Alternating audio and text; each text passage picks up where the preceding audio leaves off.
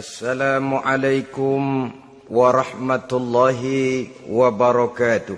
Waalaikumsalam warahmatullahi wabarakatuh. Bismillahirrahmanirrahim. Alhamdulillahi rabbil alamin. Wassalatu wassalamu ala asyrafil anbiya'i wal mursalin, imamil muttaqin, sayyidil ghurril muhajjalin, sayyidina wa maulana Muhammadin wa ala alihi wa ashabihil mujahidin at-tahirin, amma ba'du. Saudara-saudara kaum muslimin rahimakumullah. Di zaman Rasulullah sallallahu alaihi wasallam adalah seorang pemuda bernama Ikaf bin Khalid. Ia seorang pemuda yang ganteng, sehat, tidak impoten, suka bergaul dengan wanita, suka pesta, dan memang ia orang kaya. Ia selalu menunda-nunda perkawinan dengan berbagai alasan-alasan yang tidak syar'i. Sampailah keadaan Ikaf bin Khalid ini kepada baginda Nabi, sehingga ia dipanggil oleh baginda Nabi. Setelah sampai, ditanyalah Ikaf bin Khalid ini, "Hai Ikaf, saya ya Rasulullah. Kau sudah punya istri?" "Belum ya Rasulullah." "Juga tidak punya budak sahaya?" "Tidak ya Rasulullah." "Dan badanmu sehat?" "Sehat ya Rasulullah." "Kalau demikian," kata Rasul, "kau ini teman setan. Ada dua pilihan Ikaf. Engkau menjadi Nasrani dalam arti meninggalkan hidup perkawinan, atau kalau kau mau ikut golongan kami, kau harus mengikuti tata cara kehidupan kami. Dan salah satu tata cara kehidupan kami ialah melaksanakan perkawinan." Yang kemudian Ikaf bin Khalid ini oleh baginda Rasul dicarikan seorang gadis bernama Karimah binti Kulsum al-Humairi, dan kawinlah Ikaf bin Khalid ini. Dari riwayat singkat ini, saudara-saudara, Rasulullah sallallahu alaihi wasallam melihat bahwa kehidupan Ikaf bin Khalid ini adalah kehidupan yang lazimnya barangkali di zaman sekarang dinamakan kehidupan dari orang-orang yang gemar melakukan free sex, alias samenleven, alias hidup bersama tanpa melakukan pernikahan. Ia sehat, ia kaya, dan ia suka bergaul dengan wanita, sehingga gaya hidup yang sedemikian ini dikecam oleh Rasulullah sallallahu alaihi wasallam. Dua pilihan ditawarkan: menjadi pendeta Nasrani yang bebas dari ikatan perkawinan, atau kalau mau menjadi muslim, ikutlah cara hidup kami, kata Rasul. Dan di antara cara hidup kami adalah melakukan apa yang dinamakan dengan perkawinan. Sebagaimana yang kita maklum, manusia adalah makhluk berketurunan terus-menerus sebagai makhluk dua jenis, laki-laki dan perempuan. Keduanya jelas saling memerlukan, saling membutuhkan. Kita laki-laki perlu perempuan, perempuan juga perlu laki-laki. Walaupun perempuan pora-poranya lebih pintar daripada laki-laki. Biasanya laki-laki kalau sudah jatuh cinta paling kurang se-RW tahu itu. Sana bicara, kemari bicara. Perempuan lebih pandai menyimpan perasaannya. Nah, pada laki-laki diciptakan zat laki-laki yang dinamakan spermatozoa Dan pada perempuan terdapat indung telur yang dinamakan ovum. Kedua zat itu harus bertemu. Dan untuk itu Allah Subhanahu wa ta'ala menciptakan kekuatan tarik-menarik antara laki-laki dan perempuan. Diciptakan laki-laki dalam biologis yang laki-laki, diciptakan perempuan dalam biologis yang perempuan. Lemah, gemulai, lembut, menarik, ayu, lemot, denok, geboy. Diciptakan magnet yang merupakan kekuatan tarik-menarik antara laki-laki dan perempuan. Dan bila ada persesuaian, maka akan terjadilah persatuan tubuh yang disebut koitus. Bila pada saat itu kebetulan terjadi pengeluaran ovum, maka kedua zat itu akan bertemu di dalam diri perempuan. Dan inilah yang dinamakan konsepsi, yakni permulaan pembinaan jasmaniah makhluk baru dalam rahim seorang perempuan. Inilah makna firman Allah dalam surah An-Nisa ayat pertama. A'udzubillahi minasyaitonir rajim. Ya ayyuhan nasu taqu rabbakumul ladzi khalaqakum min nafsin wahidah wa khalaqa minha zawjaha wa batha minhuma rijalan katsiran wa nisaa.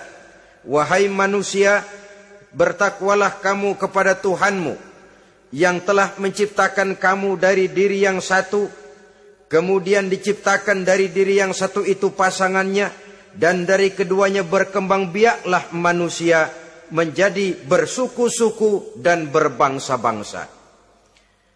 Pada contoh lain, dari proses pembentukan jasmania makhluk manusia dalam rahim ini, Al-Baqarah 223 menjelaskan bahwa seorang laki-laki adalah seperti petani, seorang perempuan adalah seperti ladang. Petani adalah yang mencangkul sawah, menebarkan benih, sementara ladang adalah tempat bersemayam benih-benih itu, tempat dia tumbuh dan berkembang membawa manfaat bagi kehidupan ini. Dengan bahasa yang indah Quran mengatakan, nisa'ukum harthul lakum fa'tu harthakum anna syi'tum. Istri-istrimu adalah laksana sawah ladang bagimu, maka cangkulah, datangilah sawah ladangmu menurut cara yang kamu suka. Saudara-saudara kaum muslimin rahimakumullah, belakangan ini orang sering membicarakan pendidikan seks bagi anak-anak. Menurut pendapat saya, walaupun itu diperlukan, tapi tidak harus dilakukan secara menggebu, dan masih banyak hal-hal mendesak lainnya yang lebih perlu dibicarakan ketimbang bagaimana memberikan pendidikan seks kepada anak-anak kecil. Barangkali yang memerlukan, yang sering bertanya tentang seks cuma terbatas kepada anak-anak kecil di kota-kota besar, yang oleh perkembangan teknologi dan komunikasi, daya pikirnya memang sudah sedemikian maju. Tapi berapa ribu jumlah anak-anak kecil yang semacam itu? Selebihnya puluhan juta anak-anak kecil yang tinggal di daerah-daerah terpencil, di provinsi-provinsi lain, di luar keramaian, yang sama sekali belum perlu untuk hal-hal yang semacam itu. Haruskah cuma untuk membela yang 1.000 atau 2.000 orang ini saja, lalu kita mengabaikan yang puluhan juta adanya? Kita masih harus membicarakan bagaimana kurikulum pendidikan yang mapan. Kita harus membicarakan bagaimana sistem pendidikan yang memadai. Saudara-saudara, Quran sendiri harus kita katakan berbicara soal seks, tapi gaya bahasanya sopan. Ajaran yang terkandung di dalamnya luhur, tidak terbuka belak-belakan. Saya khawatir disalahgunakan nantinya. Maklum ya, yang namanya anak-anak, sifat yang menonjol pada dirinya itu adalah hubbut taklid. Senang meniru.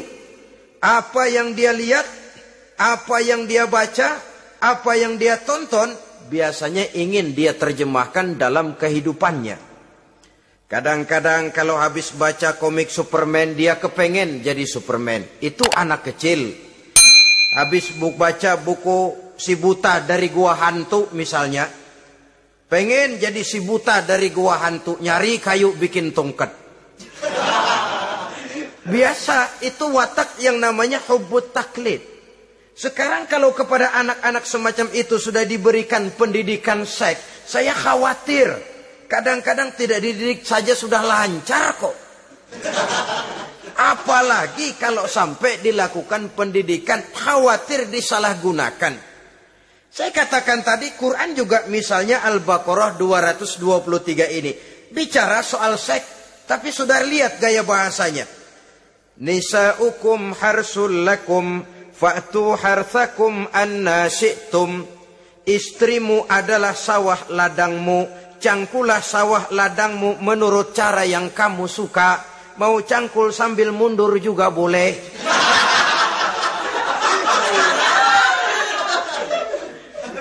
Teknik mencangkul terserah kita, asal yang dicangkul sawah ladang sendiri. Jangan sawah ladang orang lain dipaculin, marah yang punya. Kita lihat di sini betapa dalam gaya bahasa yang sopan Al-Quran berbicara soal ini. Saudara-saudara kaum muslimin rahimakumullah. Kesenangan melakukan hubungan seksual digerakkan oleh satu energi, oleh satu kekuatan dalam diri manusia yang dinamakan insting seksual atau libido. Dan libido merupakan energi yang terbesar dalam tubuh manusia. Ini harus disalurkan. Sebab kalau tidak, bahaya. Saudara tahu bahaya itu lebih bahaya dari yang bahaya. Pakai tasdid dia, bahaya. Insting seksual apabila tidak disalurkan bisa menimbulkan berbagai macam gejala-gejala yang bisa mengganggu kesehatan diri atau mengganggu lingkungan. Nah, Islam tahu itu. Islam pun tidak ingin menghilangkan nafsu.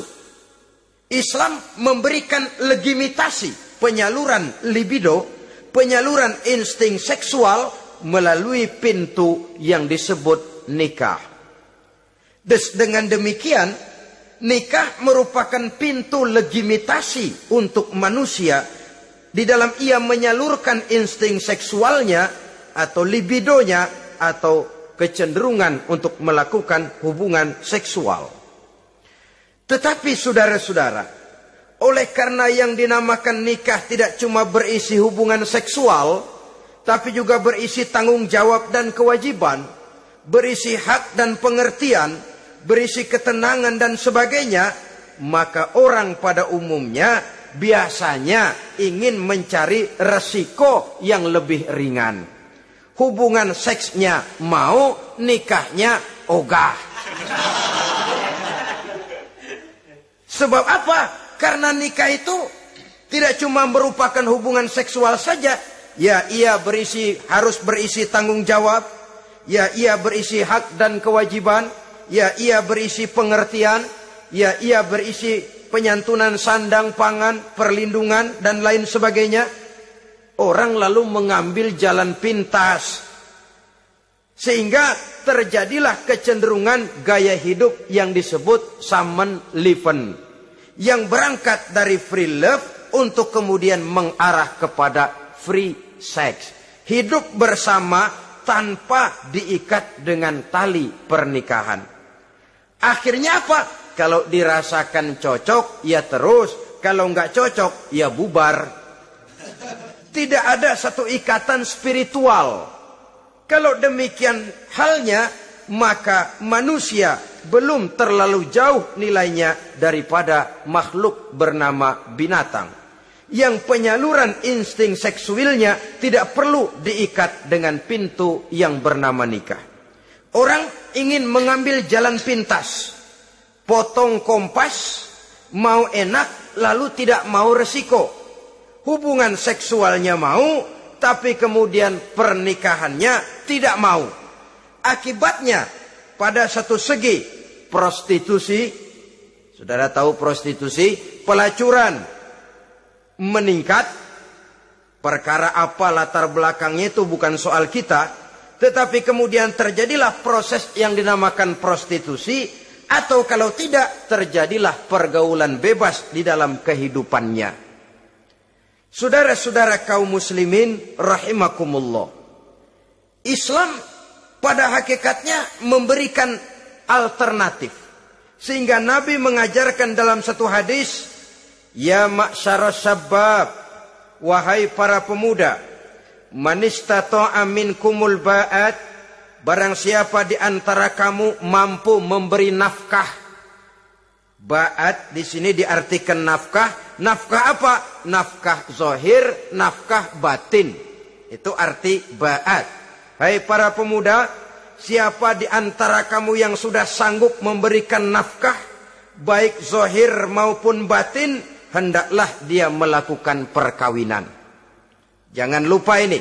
Man istata'a minkumul ba'at, yang mampu memberikan nafkah, baik zahir maupun batin, hendaklah dia melakukan perkawinan. Kadang-kadang ada juga anak muda nekat banget. Main derulung aja. Gak nengok kiri, gak nengok kanan. Tidak memahami yang namanya ba'at. Ba'at ini nafkah zohir. Nafkah zohir itu apa? Ya sandang, ya pangan, ya perlindungan. Nafkah batin itu apa? Ya kasih sayang, ya pengertian. Ya termasuk di dalamnya melakukan hubungan seksual. Kalau itu cuma dasar itu, rasanya mah setiap kita mampu. Tapi kan tidak cuma itu yang jadi modal bagi satu perkawinan. Siapa di antara kamu yang sudah mampu memberikan nafkah, hendaklah dia kawin. Fa illam yastati', tetapi apabila dia tidak mampu memberikan nafkah itu, fa alaihi bisyam, hendaklah dia melakukan puasa. Sebab apa? Puasa ini esensinya kemampuan mengendalikan hawa nafsu. Umpamanya, ada pemuda, badannya sehat, tidak sakit, tetapi dia belum mampu untuk memberikan nafkah. Sementara temperamennya termasuk tegangan kelas tinggi.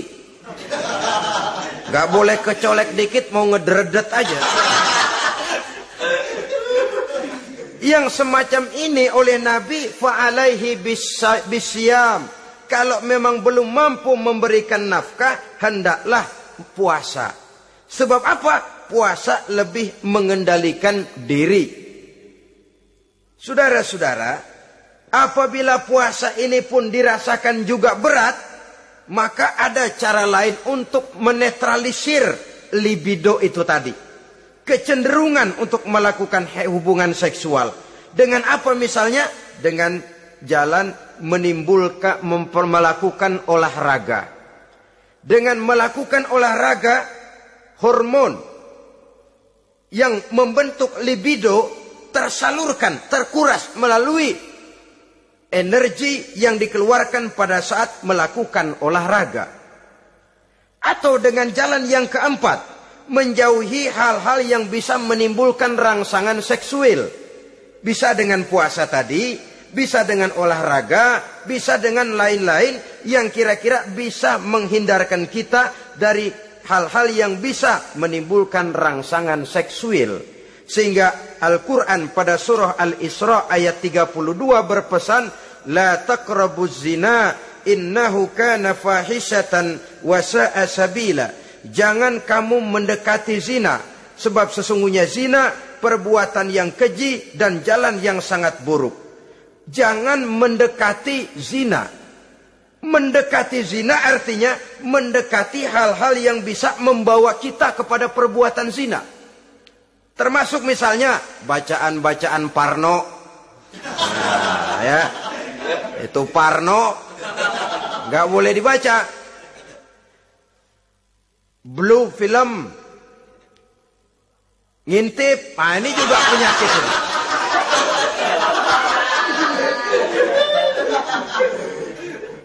Itu termasuk dalam larangan la taqrabu zina. Jangan kamu mendekati hal-hal yang bisa menyebabkan kamu jatuh kepada zina. Kalau itu didekati, besar kemungkinan kita akan terperosok ke dalamnya. Sehingga pepatah bilang, kalau takut jatuh ke sungai, jangan main di pinggir sungai.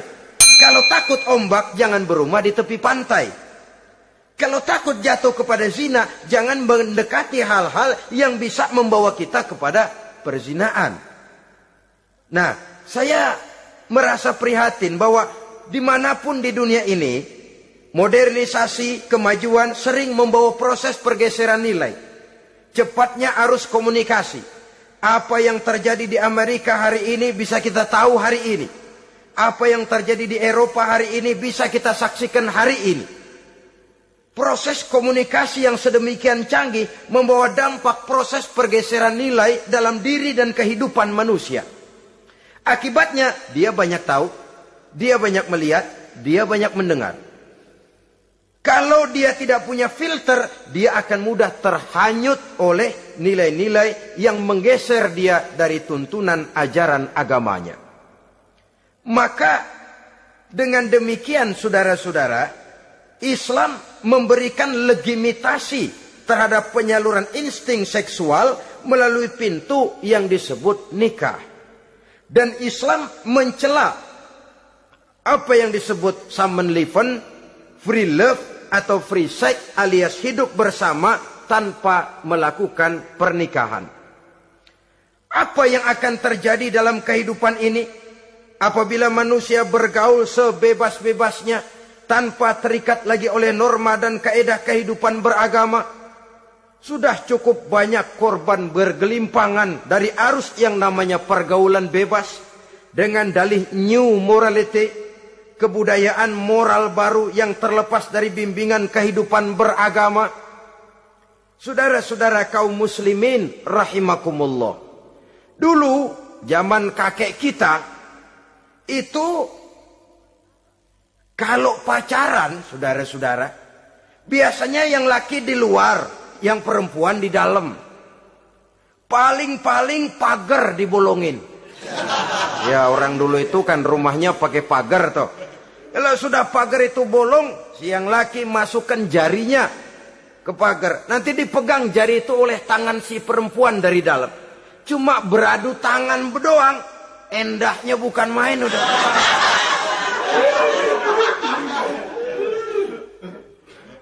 Sekarang saudara-saudara, saya lihat kayak orang beli sepatu. Orang beli sepatu curang banget. Beli mah belum tentu jadi, nyedengin hayo aja.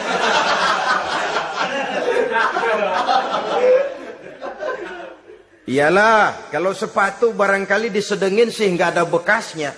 Kalau anak orang disedengin, Allahu Akbar. Ya sedang sih sedang.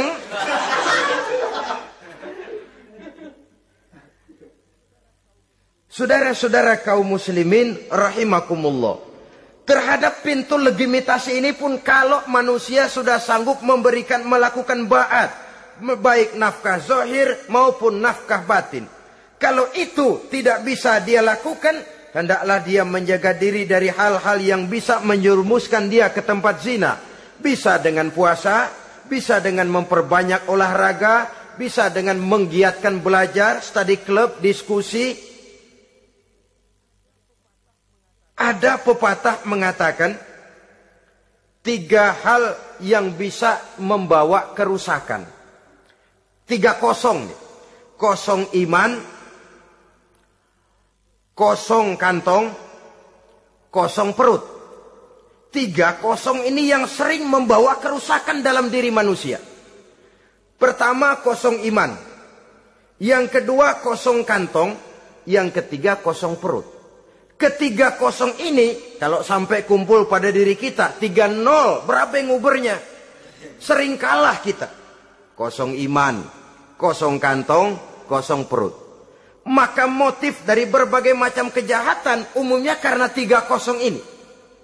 Orang bisa jatuh ke tempat zina, bisa jatuh kepada korupsi, bisa jatuh kepada perampokan, pencurian, dan berbagai macam perbuatan negatif. Pertama, kosong iman. Kalau sudah kosong iman, ini kosong yang paling berbahaya. Dia tidak ada lagi yang ditakutin. Polisi, ya apa selamanya polisi mau nongkrongin dia. Kalau sudah kosong iman, ini sudah tidak ada lagi norma yang diindahkannya. Yang kedua, kosong kantong. Orang kalau kosong kantong, mudah gelap mata. Bawaannya udah was-was mulu uring-uringan. Kosong kantong. Yang ketiga, kosong perut. Kosong perut ini, lapar, kemiskinan maksudnya, bisa membuat orang jadi jahat. Bisa membuat orang menjadi pelacur. Bisa membuat orang jadi koruptor. Bisa membuat orang jadi penjahat. Itu motifnya karena kosong perut. Dari 3 kosong ini yang paling berbahaya sesungguhnya kalau orang sudah mengalami kosong iman. Perut kosong, kantong kosong, tapi iman penuh, masih ada rem.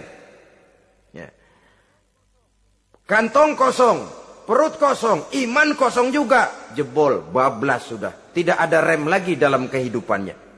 Hampir segala macam motif kejahatan yang terjadi di pentas dunia ini umumnya karena 3 kosong ini tadi.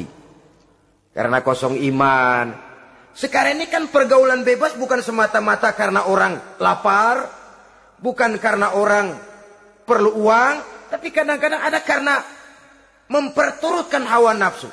Kalau sudah ke sana, kosong apa itu? Kosong iman. Ada tante-tante girang. Ada om-om senang. Ada macam-macam lah. Kurang duitkah mereka? Cukup. Laparkah mereka? Kenyang. Apa yang kosong? Kantong penuh, perut penuh. Iman yang kosong. Maka terjadilah proses yang namanya penyimpangan-penyimpangan seksual dari pintu legitimasi yang sudah diberikan oleh agama tadi. Kadang-kadang iman juga tertekan. Karena perut, persoalan ekonomi. Atau karena memang kosong daripada kesibukan-kesibukan lain. Kosong kantong, motivasi ekonomi. Ini seluruhnya bisa menjadi motivasi utama dari terjadinya berbagai macam penyimpangan. Karenanya Islam memberikan pintu legitimasi lewat jalan yang disebut nikah. Sehingga Nabi mengajarkan, hai para pemuda, siapa di antara kamu yang sudah mampu memberikan nafkah baik zahir maupun batin, hendaklah dia melakukan perkawinan. Sebab sesungguhnya perkawinan lebih memelihara pandangan, lebih memelihara kehormatan diri. Dari segi pandangan lebih terpelihara, dari segi kehormatan diri juga lebih terpelihara. Diberikan legitimasi lewat pintu yang halal bernama nikah. Kalau sudah didapat dengan cara yang halal, menikmatinya pun enak. Tetapi sesuatu yang didapat dengan jalan haram, menikmatinya pun gak enak, saudara-saudara. Celingak-celinguk. Contoh yang paling dekat, kucing aja kucing. Kucing ya, kalau memang ikan boleh nyolong dia curi di dapur ikan itu. Makannya gak tenang dia. Matanya selata plotot. Ada kaleng jatuh, lari kencang bener dia. Rupanya kucing sendiri tahu kalau yang dia makan itu barang curian. Tapi kalau ikan kita yang kasih tuh ikan, kucing geledek bunyi, anteng aja dia. Kenapa? Dia tahu benar ikan yang dia makan itu ikan yang didapat dari pemberian orang, resmi, formal, sah. Begitu juga hubungan seksual ini. Kalau resmi diikat dengan tali pernikahan, orang tenang-tenang saja. Tenang, aman, ayem, tentram. Tapi kalau yang nyolong-nyolong, lihatin dah. Segala dibopun pisang. Mana nyamuk gede-gede banget. Gerusak, gerusuk. Hansip lewat kabur dia. Padahal Hansip mah lagi ronda. Tapi ada semacam perasaan bahwa ini belum waktunya. itu yang tidak bisa mendatangkan ketenangan dalam menikmati hubungan seksual itu tadi. Jangan kemana-mana, simak kelanjutan video ini, ke bagian kedua, klik link di pojok kanan atas dalam tampilan video ini, sekarang.